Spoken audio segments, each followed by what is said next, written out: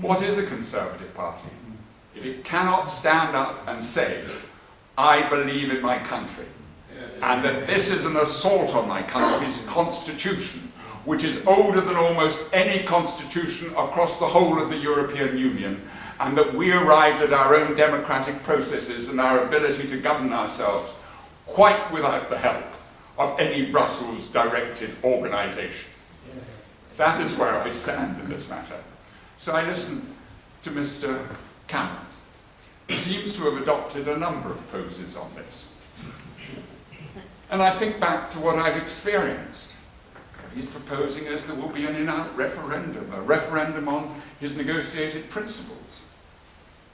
His. That's what he's offering us. And then I think, but you know, when I was young, those halcyon days of the early 70s, we entered Europe. We signed the treaty. The Labour Party was still opposed to Europe. And Mr. Wilson finessed it all by saying, we must have a referendum. I will renegotiate the terms of this dreadful treaty. And I said, attaboy, get to it, etc. We want a proper free trade area, was how I saw it. He came back in a remarkably short time, unlike Mr. Cameron, who seems to have all the time in the world. Mr. Wilson was cleverer than what we have nowadays.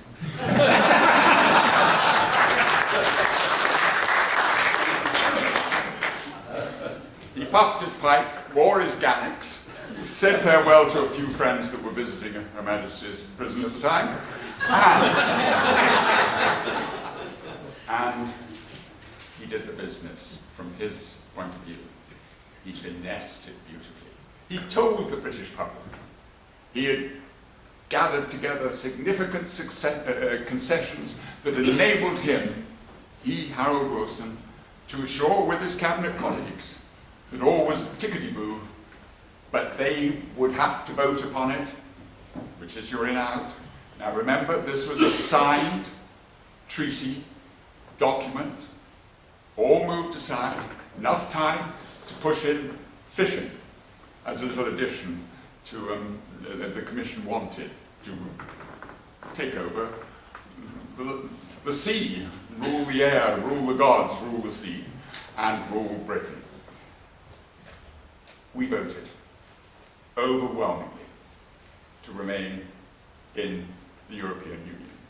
Nothing substantially was achieved by Mr. Wilson, and anyway his review was done in double quick time, within 2 years or so of his taking over for Mr. Heath.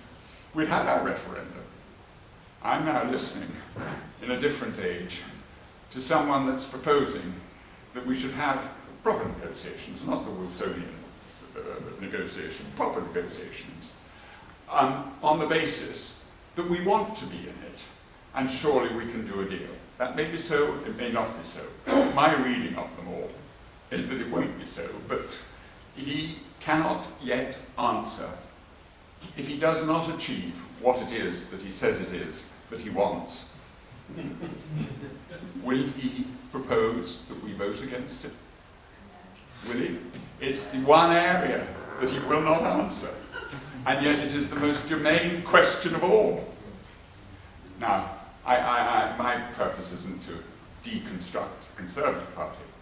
My purpose is to try and argue that in the course of events that we're facing, that this side of the argument hangs together. I think there are at least 4 groups within the House of Commons, at least 4 groups, but Peter is actively engaged and has more days of the week than I do somehow, and gets round more vigorously. That's where we are. 4 groups. The argument's going to be put, the same ones. We will see Mr. Heseltine telling us how to grow a garden. We will see Ken Clark telling us that there is only one way forward. These are the figures. We'll see Michael Howard judiciously saying, as he cuts our throats, we should go in. We'll see all those. They said it yesterday. They said it the day before yesterday. They will not change. This is a religion almost, a secular religion now. Having cast out God, having cast out everything else, the only worthwhile religion of the European Union is its belief in itself and its ever-expanding competences. We've seen it, and that's what it's about, and that's what I want to ensure one day we wake up. But as in life, the pocket matters. And I look around an Aldrich Brownhills, and I can't tell you, they would be out tomorrow. But if I told them, this is difficult, you know, what if your incomes fall? Oh, the pragmatism of Britain comes in there. Money is money. We need to live. We want to do. We don't want to lose markets. These are arguments we've heard for the last 30 years.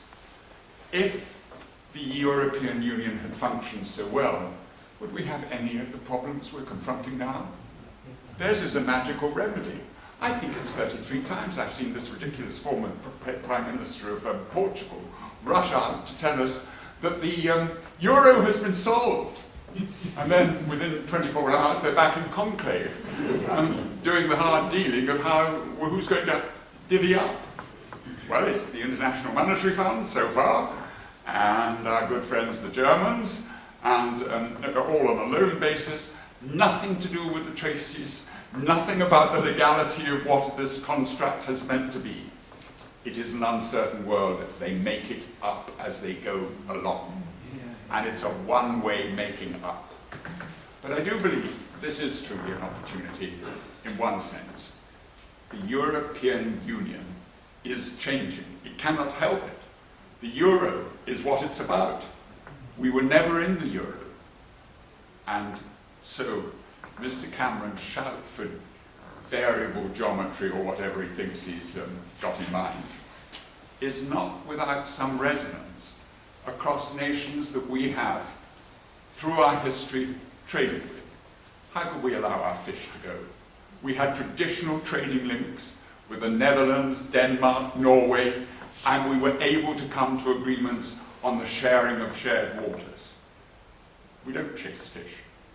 And yet I look in Open Europe, a suggestion that what are we going to do? What are we going to do on the fisheries policy? Fish aren't thinking. They are proposing that we should extend our control over our waters, as I see them, from 6 to 9 miles. I thought the economic zone, as laid down by the United Nations and international treaties, was 200 miles. That would stop the hoovering by Spanish boats coming in 6 miles from our shores and actually undermining the economic viability of fishing communities down there. And fish are valuable. If I propose to Earl Cadogan that actually I think of Chelsea as a common resource, and I've got a bigger family than you, and I can vote that the lands and possessions and things of a family that they built up over a long time, or any other person's wealth, is transmittable like that. That was our national inheritance and is. So when I see a conservative skeptical group claiming that we should claim back 6 miles of our own thing, I wonder what it's about.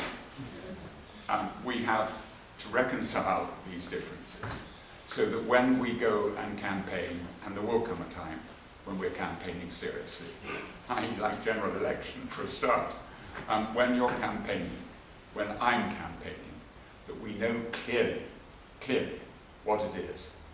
I don't think it is, in the end, combing through treaties, or the fudges that were in Lisbon were a whole host of other things. My own belief is that we are better off out.